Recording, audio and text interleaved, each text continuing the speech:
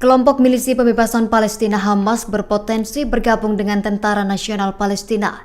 Informasi itu diungkapkan pejabat senior Hamas Khalil Al-Hayya dalam sebuah wawancara yang diterbitkan pada Kamis 25 April 2024. Hal itu akan terjadi jika Palestina diakui sebagai sebuah negara.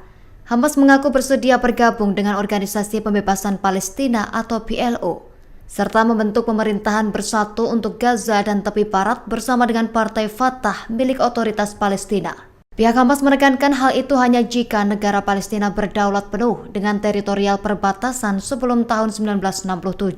Kemudian kembalinya pengungsi Palestina sesuai dengan resolusi internasional. Khalil Al-Hayya menyebut Hamas juga bersedia hidup bernegara dan melakukan gencatan senjata selama 5 tahun atau lebih agar dapat hidup aman.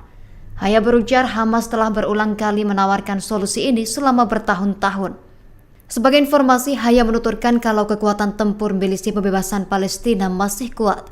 Hayya menegaskan 80% kekuatan milisi Hamas masih utuh. Terlepas dari klaim yang dilontarkan IDF yang menyatakan bahwa baris pertahanan terakhir Hamas hanya tersisa di kota Rafah. Download Tribun X sekarang, menghadirkan lokal menjadi Indonesia.